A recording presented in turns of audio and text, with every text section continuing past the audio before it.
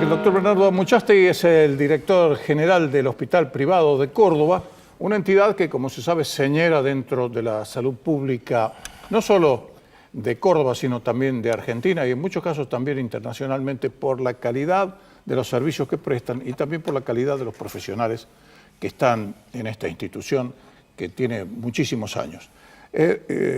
La primera pregunta que quiero realizarle, doctor, está relacionada concretamente con la situación que se plantea a la salud pública, no solo privada, sino general, como derivación directa de esta crisis económica y particularmente con el alza del dólar, porque esto afecta, por ejemplo, a todas las renovaciones de tecnología que la gran mayoría de los casos o es importada o los componentes son importados. ¿Cómo están ustedes en ese sentido?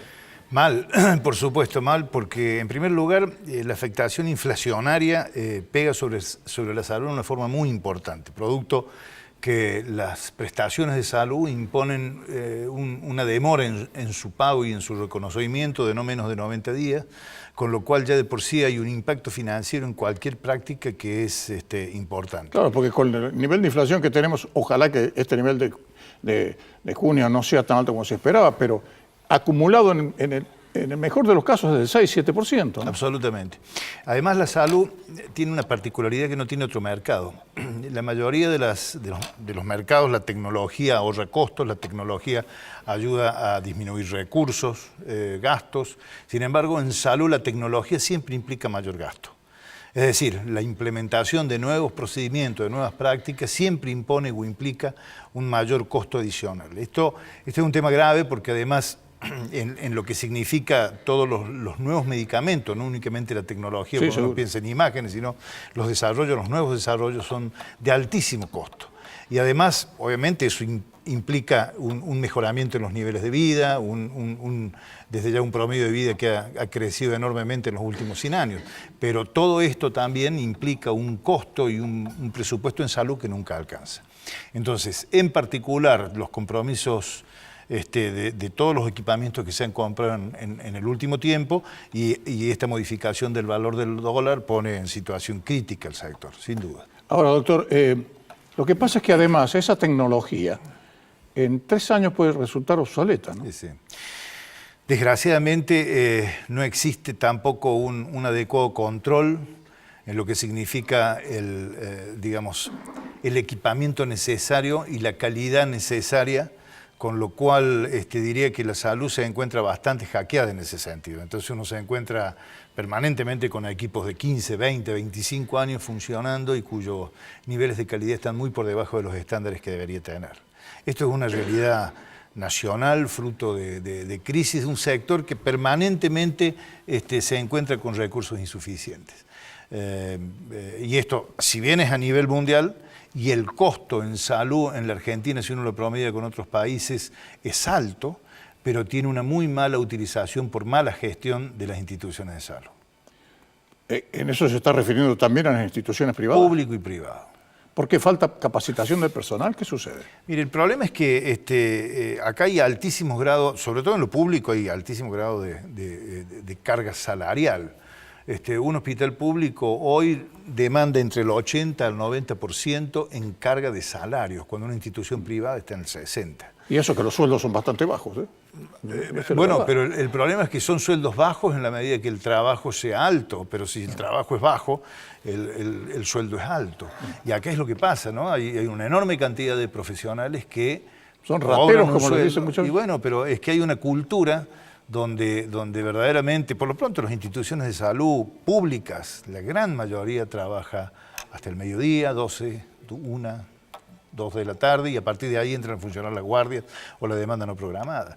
Digamos, hay una deficiente gestión en lo público, pero en lo privado también. Y sobre todo la falta de información y la falta de profesionalización de las conducciones. Esto es una realidad y es algo conocido. Sí, absolutamente, porque ocurre que muchas veces uno en una recorrida particular ve que es tanta la cantidad de gente que hay en una institución privada cuanto en una institución pública. Sí. Y parece, es decir, va uno, por ejemplo, el caso de ustedes, hospital privado, u otras instituciones muy importantes, Sanatorio Salvador, Sanatorio Allende, Reina Fabiola, y hay una organización especial para organizar los turnos y recibir a la gente, es decir, que son colas de gente. Bueno, en el caso nuestro yo puedo hablar por nosotros. Nosotros atendemos 5.000 consultas por día. ¿Cuántas? 5.000.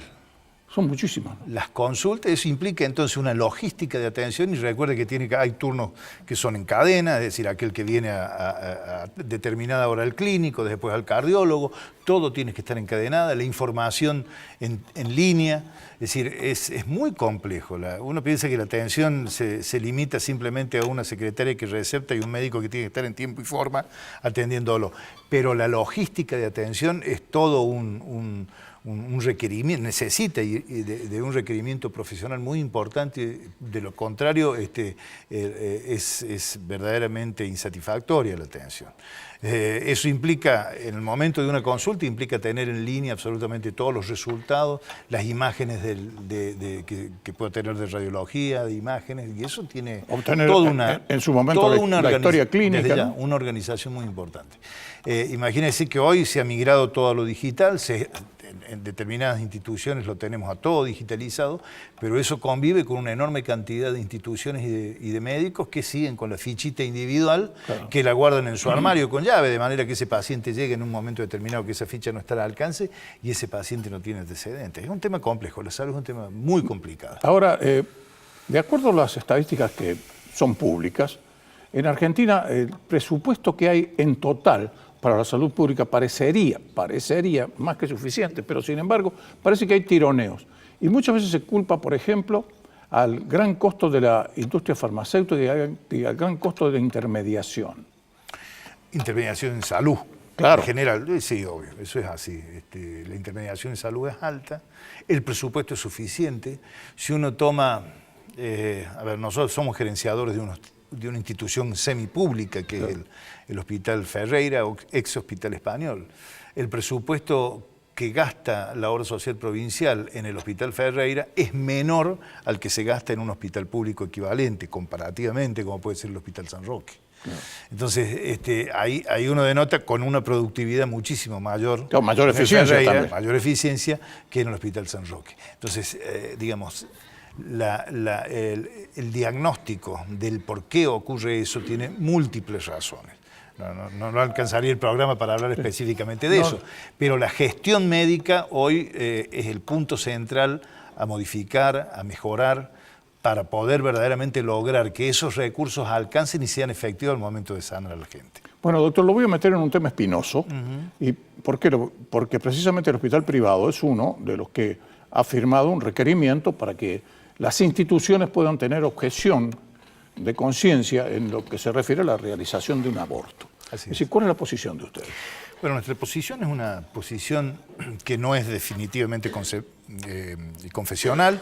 Nuestra institución no es una institución confesional, sin embargo, creemos que la objeción de conciencia institucional es algo que sí o sí debería estar dentro de la ley. Ahora, quienes dicen que no, señalan que eso sería anticonstitucional, que la objeción de conciencia es para la persona, es decir, no para las entidades. Bien, pero hay suficiente jurisprudencia, inclusive nacional, que dice también lo contrario. ¿Por qué? Porque las instituciones se componen a través de personas físicas que tienen su propia conciencia, sus propias convicciones morales, religiosas, éticas, filosóficas. Y esos son los que, agrupándose, en definitiva, conforman una institución, como son la mayoría de las instituciones de salud. Dígame, en el caso concreto del hospital privado, ¿cuántos de los médicos que están habilitados para realizar esta práctica están de acuerdo en llevarla adelante? A nivel de lo que sería el Departamento de Ginecología y Obstetricia, el 5%. El 5% solamente. ¿Qué tendría que hacer? ¿Esa gente tendría que estar de guardia permanente? Bueno, obviamente en este caso es una sola persona que ha manifestado su apoyo. ¿Uno solo de todos? Sí.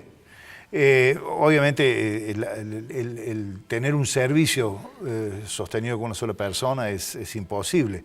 Si la ley se aprueba tal cual está, nosotros tendríamos que salir a buscar profesionales que cubran la asistencia a las 24 horas del día, las 365 días del año, sobre todo por todos los requerimientos y exigencias que tiene la ley. Por ejemplo, el responsable sería usted si no se hace el aborto. Bueno, el director médico, en este caso el doctor Piquesteiner, sería el responsable de no cumplirse con lo que la ley exige, que es frente al pedido de una paciente a que se le produzca o se le haga un aborto, eso tiene que estar resuelto dentro de los 5 primeros días. Si se excede en ese tiempo, el responsable puede inclusive ser penado con prisión por el hecho de no cumplir. Es extremadamente agresiva sobre el sector de la salud esta ley. No han sido consultados. ¿Ustedes no fueron consultados? Y no ha habido, prácticamente en diputados no ha habido consultas a lo que son los sectores prestadores. Las asociaciones intermedias de prestadores nunca fueron convocados. Ahora hemos presentado y hemos sido propulsores nosotros de un documento muy fuerte, donde pedimos y exigimos la objeción de conciencia institucional a través de la Asociación de la República Argentina, que lo ha hecho propio y lo ha presentado ayer en la comisión que empezó a funcionar a las 5 de la tarde en el Senado. Claro, es decir, yo creo, desde mi punto de vista personal, por supuesto, es un asunto, cada opinión que se dé aquí muchas veces puede tener contrapartidas, pero desde mi punto de vista personal, esto es algo que muchas veces se lo piensa desde lo filosófico, desde la salud pública, pero hay que llevarlo a la práctica. Y cuando uno lo va a llevar a la práctica y se encuentra, como el caso de ustedes, que tan solo un médico, porque el resto podrá decir, bueno, yo no lo hago, queda uno solo. Es decir, prácticamente es imposible realizarlo. Digamos, soluciones frente a una ley, y bueno, tenemos que encontrar, no hay excusa. Lo digo de esta manera porque también está la priorización de las estructuras en función de este tiempo por ley planteado, que son 5 días, y que no se plantean en circunstancias mucho más apropiadas para salvar la vida de mucha gente, como pueden ser emergencias que obviamente desde nuestro conocimiento sabemos que hay que priorizar, pero no por una ley hasta con el riesgo de ser penado con cárcel. Claro, claro, porque puede muchas veces que no tengan el quirófano suficiente.